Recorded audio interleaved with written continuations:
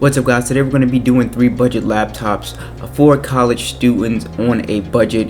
If you're trying to save a little money, I think these are some pretty great laptops.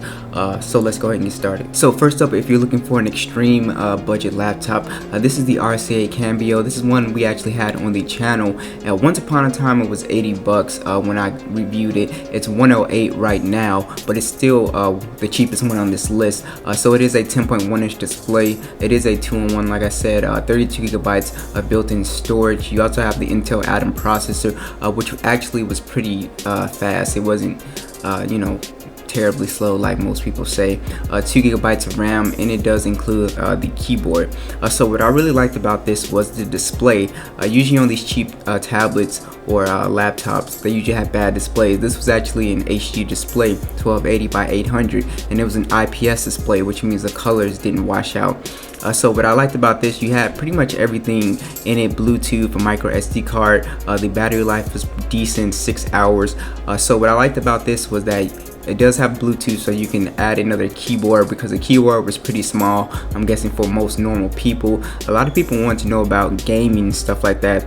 You can get away with Roblox and League of Legends on the lowest settings possible, and you could probably get some pretty good frame rates, but this is definitely not for gaming. It's more for Microsoft Excel, PowerPoint, stuff like that. So it's pretty much for doing work, watching videos. It's really great on here. I wouldn't get this for trying to do some budget gaming, because it's not really going to work out. If you can do gaming on this, the games that I saw were in the Windows Store, or like flash games like 8-Ball Pool and stuff like that. So next is the ASUS VivoBook. So it comes in at $151, which is still a great price. So this is aimed at people who it's not a 2-in-1 like the RCA, first off, so you do keep that in mind. It is really light, and it does have better specs. Obviously you're going to pay a little bit more, but I think this is a really great deal. So you have the Intel Celeron processor that actually turbos up to 2.6 gigahertz, 11.6 inch display. It's a little bigger than the RCA, 1366 by 768, Windows 10 on board. This actually has better battery life, with 10 hours of battery life. Now the RAM on here is really low as well. I was expecting 3 gigabytes of RAM, but it only has 2 gigabytes of RAM. So multitasking on here, you can't do a whole bunch. It'll probably start freezing up once you start popping a whole bunch of applications open, so do keep that in mind.